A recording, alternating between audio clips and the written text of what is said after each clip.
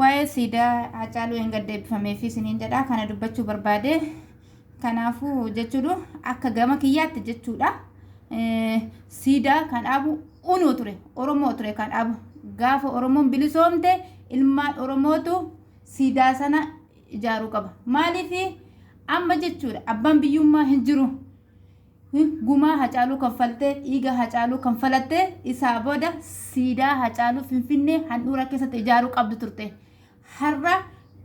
har'aatiin kana jechuudha maqaa Hacaaluutiin sababeeffatanii qarshii miliyoona meeqa guurratan namni nu ajjeese akkamittiin siidaa nu ijaaruu danda'a yaa ilmaan Oromoo kun mataa isaatu mataa nu kubsuudha namni harka dhiigaa akkamittiin siidaa nu ijaaruu danda'a yaa ilmaan Oromoo hamboo Yuuniyorkiin godha sana jechuudha har'a jechuudha hayyoota keenya ajjeese hayyoota keenya mana hidhaa keessatti dararsiise ganaa sayyuu siidaa nu ijaarsiisa harka dhiigaatiin jechuudha Hacaaluun jechuudha siidaansa onnee Oromoo keessa jira yaa ilmaan Oromoo hin gowwamina ishee hin gowwamina waan akkasitti kanaafuu jechuudha gaafa Oromoon bilisoomte Oromoo mataa ishee dandeesse siidaan Oromootu ijaaruufii qaba ammaan booda mootummaa biltsiginnaan kun siidaa Hacaaluu ijaaruunsaa tokko bu'aa hin qabu maali hoseetani isa ajjeeses gumaasa inni jechuudha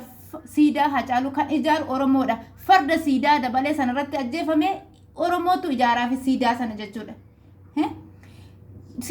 inni jechuudha hamboo sobaatiin Yuuniyorkii fakkeessina jedhanii maallaqa guurratanii too Yuuniyorkiin godhin hamboo lafa gaddaa akka isheen taasistu akka gadi qabamte jiraattu kan goisaa jiru mootummaa abbaa garaa kana akkas har'a kan ajjeese Hacaaluu ajjeese kan ajjeese mootummaa biltsiginnaati malee namni biraa kan ajjeese hin jiru yaa ilmaan Oromoo akkas siniif haa galu mootummaan tokko akkamittiin nabsee hayyoota keenya dararaa gootota keenya ajjeesaa akkamittiin siidaa nu ijaara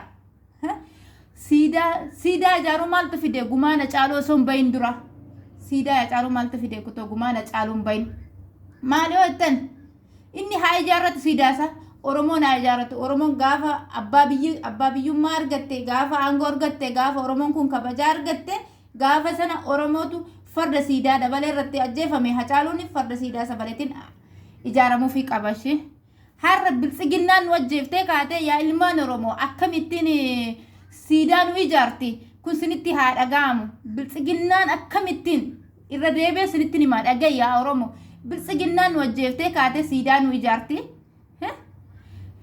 yaa Oromoo ofirran taa'in siidaan ijaaramuu isaa ammas jechuudha hedduu tokko gammaddanii jirtu mootummaa harka dhiigaa mootummaa ajjeesee ka'e hayyoota keenya dararsiisaa wellistoota keenya ajjeesiisaa siidaa nu ijaaraa gumaa Hacaaluu maa hin baasne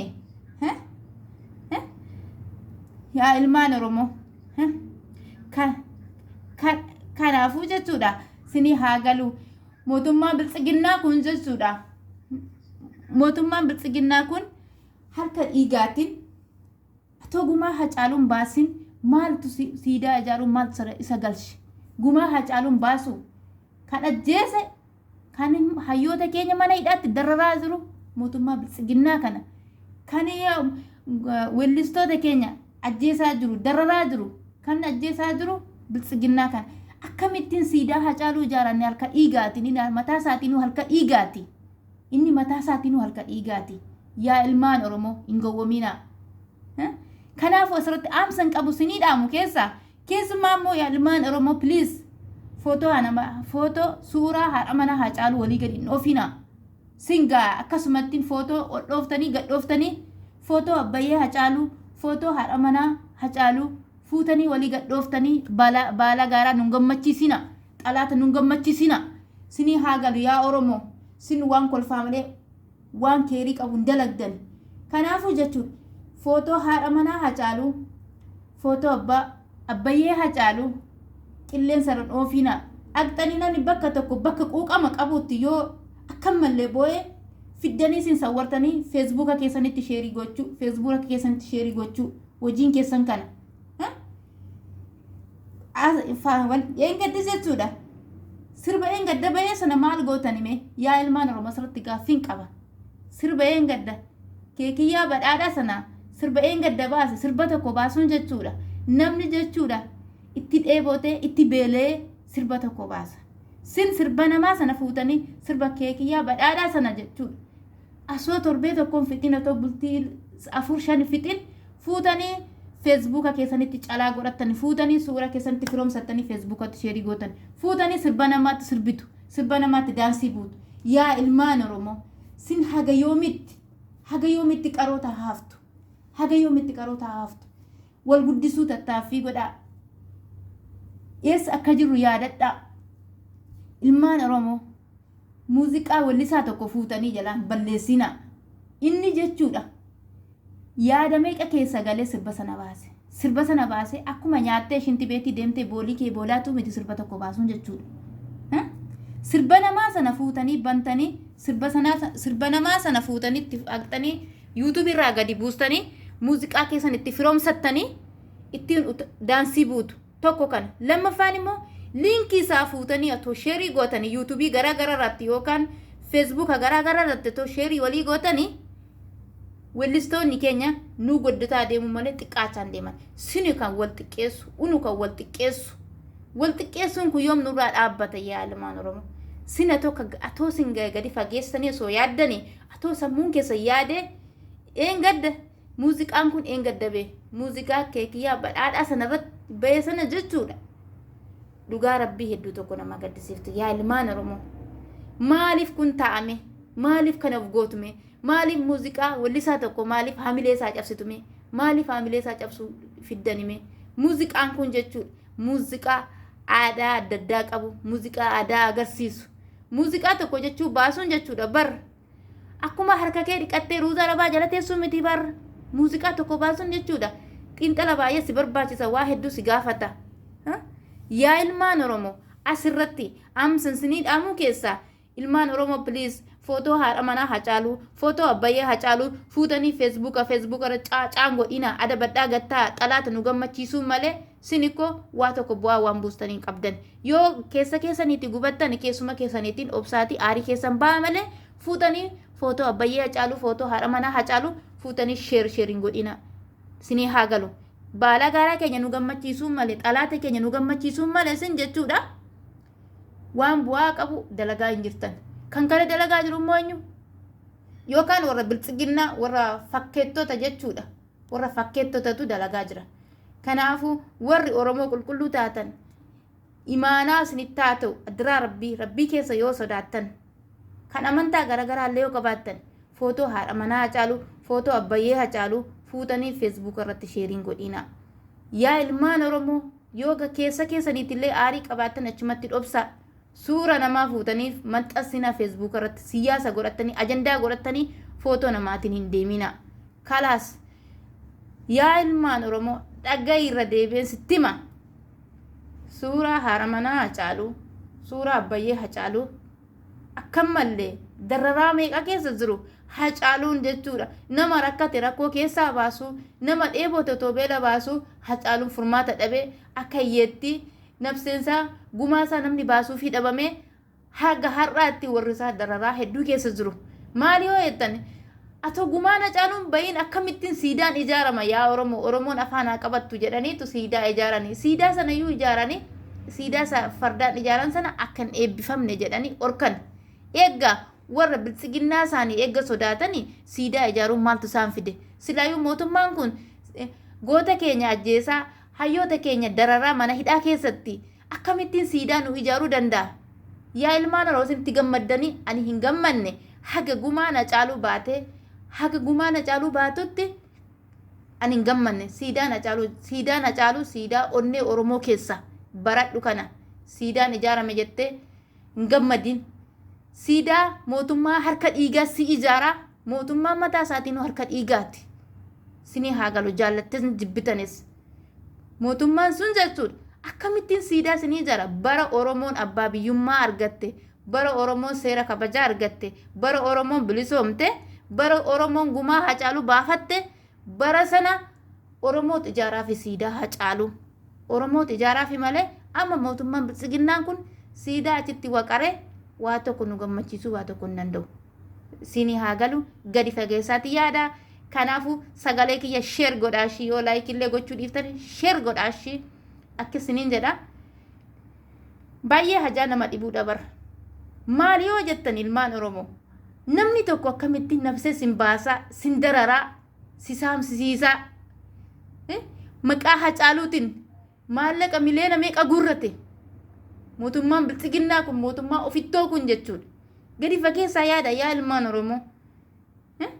Mootummaan kun akkamittiin jechuudha akkamittiin siidaa isinitti ijaarame gumaa Hacaaluu osoo hin baasin akkamittiin siidaa ijaara. Inni ko ummata Oromoo dararsiisuuf ummata Oromoo gidiraa keessa galchuuf jedhee siidaa sana ijaare. Siidaa sana inni Hacaaluun kan du'e farda siidaa dabalee sanaaf du'e farda siidaa dabalee sana irratti maxxanfame kan ijaaru Oromoo qulqulluu gaafa Oromoon bilisoomtee gaafa Oromoon abbaa biyyummaa argatte gaafa Oromoon haaraa fi seeraaf kabajaa argatte gaafa sana Oromootu ijaaraan malee amma mootummaan kun siidaa nu ijaarus dhiisus uummata tokko bu'aa nuuf hin qabu jaallattanis jibbitanis.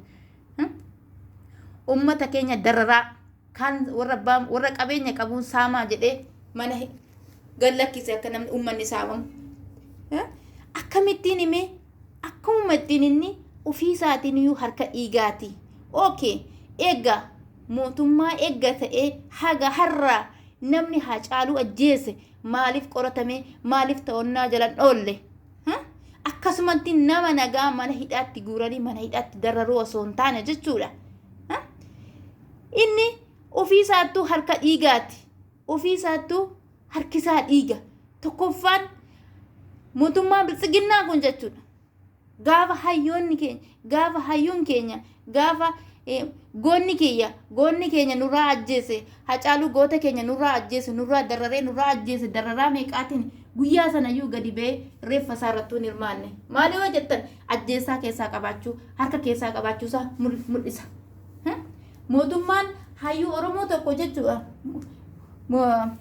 Wallisaan tokko jechuudha. Wallisaan Oromoo tokko jechuudha. Goonni Oromoo tokko yeroo miidhamu yeroo ajjeesaan taaneetiin akkan taaneetiin du'u hagaarraa qoratee biraan geenye. Hagaarraa eessaan qorateen biraa gaanne isa kaaniin gibira kanfalaa jedhee maqaa Hacaaluutiin maallaqa guurratan. Maqaa Hacaaluutiin maallaqa guurratan. Dabalee immoo siidaa ijaarsise. Siidaa ijaarsisee ka'ee immoo farda siidaa dabalee sanaatiin ijaaramee akka irraan banamne jedhee Shimallis ishee haadha garaa sanaatiin isheetiin orkisiise. Isheedha malee isa dhayyu. Shimallis sun jechuudha. Inni amma warra Hacaaluu faa jala deemee maatii Hacaaluu faa jala deemee asiif achi deemee xiriirii isaa raasu kun jechuudha. Hacaaluun ilma Oromoo Hacaaluun goonni Oromoo lafa meetira tokko dhabaniif. Hacaaluun jechuudha. Tokkoffaa owwaashni isaa lammaffaan owwaash isaa kabajaa hin qabne. Gaafa owwaalame Hacaaluun nama 50 owwaalame. Hayyuun Oromoo tokko jechuudha. Har'a immoo siidaa nu ijaara nuti kan barbaannu Oromoon kan barbaadu nama Hacaaluu ajjeese nama goota keenya ajjeese bichaa barbaanna. Inni mootummaadha hagaarraa maaliif qoratee biran geenye? Hagaarraa maaliif qoratee biran geenye? Akkasumattiin fakkaattoota fuudhee mana hidhaatti guure nama nagaa fuudhee mana hidhaatti guure mana hidhaatti darara. Laamiroo Tasaayyaa sana maaliif to'annaa jala maaliif hin dhooshinenne? Laamiroo Tasaayyaa sana shakkamti jedhee Oromoo himate kanama tokkotti. Laamiroo Tasaayyaa sana intalittiin sun maaliif to'annaa jala dhoolle? Intalittiin sana biyyaa baase mitiin kan biltsiginnaa nurratti goose mootummaa haadha garaa kana jechuudha. Mootummaa haadha garaa kanaati jechuudha. Yaa ilmaan Oromoo dhagayi amsa sittima dhagayi. Siidaan ijaarame jettee duubatti hin deebiin. Siidaan Hacaaluu onnee Oromoo keessa sinii haa galu. Oromoo kana qabaadhu. Kan of keessaa qabaadhu. Siidaa maal nu ijaarame tinni. Ofiisaattuu harka dhiigaatiin ofiisaattuu harka xuriidhaan. Atoo harkisaa qulqulluu osoo ta'e atoo harkisaa cidaatii osoo qabaate gumaa Hacaaluu baasa. Haga ammaatti maatiin Hacaaluu dararamaan jiran gumaan Hacaaluu osoo ba'e. Maaliif? Kan ajjeesisiise, kan maallaqa kan fashisiise, maallaqa kan malee irratti gadhangalaasee kan ajjeesisiise Abiyyi Ahmad. sinii haa galu Oromoo. Kanaafuu dhagayi Oromoo dhagayi siidaa kan ijaaru Oromoodha. Mootummaan garboomsataa kun jechuudha ofii isaatu harka dhiigaatti inni siidaa Hacaaluu nu ijaaruu hin danda'u. Gaafa Oromoon abbaa biyyummaa argatte gaafa seera argatte gaafa Oromoon bilisoomte Oromootu farda siidaa dabaleetiin Finfinnee keessatti bakka siidaa Minilik jirtu sanatti Oromootu ijaaraafi. Amma namtichi kun akkasumatti suuraa footoo Hacaaluu ittumaan asii fachi fuudhee addunyaa irratti firfirsee biyyoota garaagaraa irratti firfirsee ittiin gabaa funaannachuuf firfirsaa jira malee Hacaaluuf jaallatee siidaa ijaara isinitti fakkaatina. Hacaaluuf jaallatee siidaa ijaarrenne inni ko gumaa Hacaaluu akkasumatti affanee hambisuufidha. Siidaan ijaarametti duubatti hin deebiini. Siidaan kan ijaaru Oromoodha. Gaafa Oromoon bilisoomte Oromoon gaafa abbaa biyyummaa argatte Oromootu siidaa Hacaaluu farda siidaa dabalee sanarratti Finfinnee gubbaarratti bakka siidaa Minilik jirtu sanarratti Oromootu ijaaraafi gaafa Oromoon abbaa biyyummaa argatte jechuudha. Gaafa hayyoonni keenya mana hidhaa keessaa dararamanii gaafa gallakkifaman Oromoon gaafa bilisoomte gaafa abbaa biyyummaa argatte Oromootu ijaaraafi. Keessumaa warri fardaa ba'uu jettan ilmaan harree ilmaan biltsiginnaa dhaltuun biltsiginnaa immoo kabajaa kee fixxee gilaa dhaltuun biltsiginnaa deeggaltu of eeggadhu kabajaa ofitti kenni. Fardittii sanarratti farda irratti dha'ee rabboo fardi isaanitti haa galu. Warra sanyii Miniliki aanolee harka nurraa muraa ture jechuudha. Warra hayyoota keenya gidirsaa ture jechuudha. Warra zarii Minilik jechuudha sin. Kanaafuu yaadan qabu sarat siniin dhaamaa amsan qabu keessaa please suuraa haala manaa Hacaaluu dabalata abbayyaa Hacaaluu footoo abbayyaa Hacaaluu fuutanii miidiyaa gubbaarratti maxxansiinaa. Xalaata nu gammachiisuu malee sin xalaata nu gaddisiisuu miti.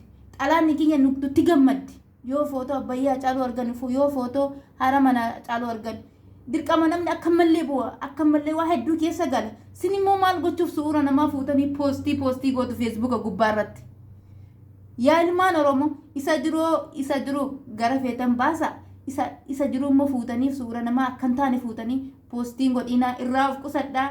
Kanaafuu siidaa Hacaaluu Hundeessaa kan ijaaru Oromoon gaafa abbaa biyyummaa argatte Oromootu ijaaraafi siidaa Hacaaluu. Kanaafuu mootummaan biltsiginnaa kun jechuudha. Har'a mootummaan biltsiginnaa kun jaallatee siidaa isinii ijaara isinitti hin fakkaatina. Gumaa Hacaaluu shaffanuu isaati gumaa Hacaaluu oskee bira darbuu isaati. Kanumaaf jedheen siidaa isinii ijaare malee inni jaallatee siidaa Hacaaluu isinitti hin ijaarre. Gammadaa jedhan siidaa Hacaaluu ijaare. Siidaa Hacaaluu ijaare akka Oromoon booji'amte akka cinqii keessa galtu. Eeggas fardi siidaa dabaleetiin ijaarame siidaan farda qabu suni maaliif irraan banamne? Mootummaan isaa kan nu bulchaa jiru haga har'aatti maaliif gumaa Hacaaluu hin baane? Haga irraa maaliif gumaa Hacaaluu hin baane? Haga har'aa jechuudha. Haga har'aa laamraaf tabsaa'ee sun jechuudha intalittiin sun hin shakkamti Hacaaluu kan manaa baase isheedha jedhamee Oromoon komii irratti kaase. Maaliif isheen to'annaa jala oolle? Maaliif to'annaa jala oolle isheen?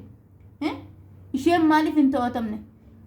Maaliif mootummaa maaltu jira? Mootummaan kun ibbatti mootummaan hayyoota keenya ajjeesuudhaan hayyoota keenya akkam taane dararuudhaan weellistoota keenya ajjeesuudhaan harka keessaa qabaachuusaa kanaan beekadha. Hacaaluu Hundeessaa kan ajjeese nama biraa miti. Kan ajjeese mootummaa garboomsataa kana kan ajjeesise maallaqa gadangalaase kan ajjeesise isa mataa isaati.